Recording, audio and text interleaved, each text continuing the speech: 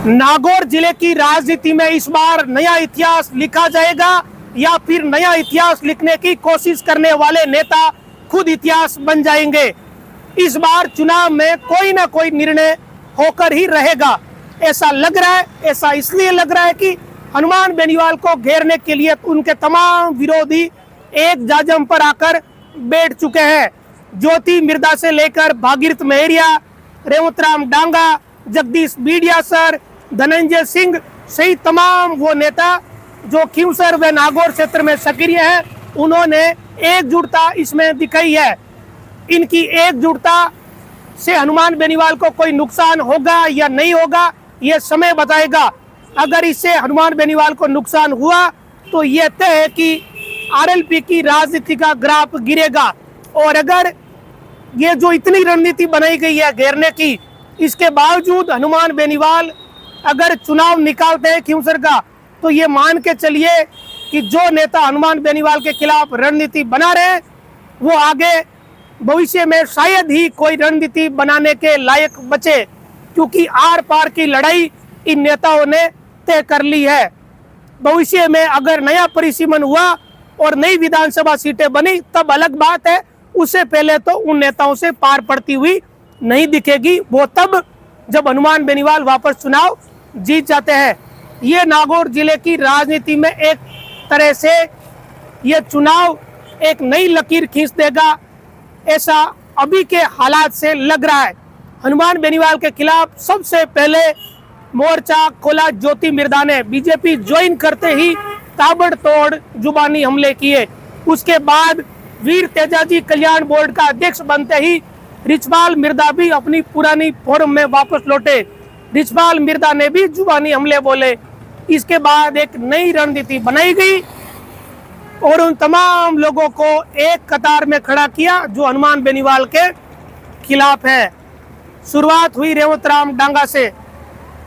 रेवतराम डांगा, उनका परिवार, जगदीश बीडिया सर की पत्नी सीमा बीडिया सर, भागीरथ मेहरिया, धनंजय सिंह खींवसर, ये तमाम लोग अब एक जाजम पर आ चुके हैं। कम से कम आज की तस्वीरों से ऐसा ही लग रहा है।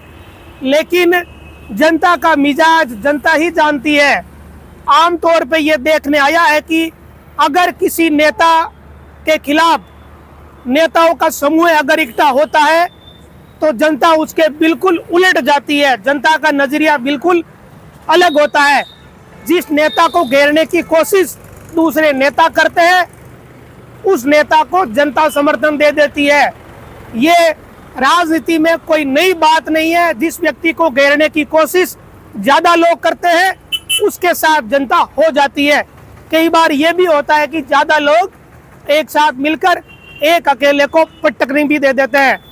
तो इस बार हनुमान बेनीवाल की राजनीति आगे बढ़ेगी या ग्राफ नीचे गिरेगा, ये चुनाव इस बात को तय कर देगा। इसमें सबसे महत्वपूर्ण भूमिका रहने वाली है नागौर व खींवसर सीट पर कांग्रेस किसे उतारती है, ये बात भी काफी महत्वपूर्ण रहेगी। अकेली बीजेपी अगर ये सोचती है कि बीजेपी के यहाँ के नेता हनुमान बेनीवाल के विरोधियों को एकजुट करके कोई बड़ा गेम कर देंगे, तो ये शायद इतना आसान नहीं है।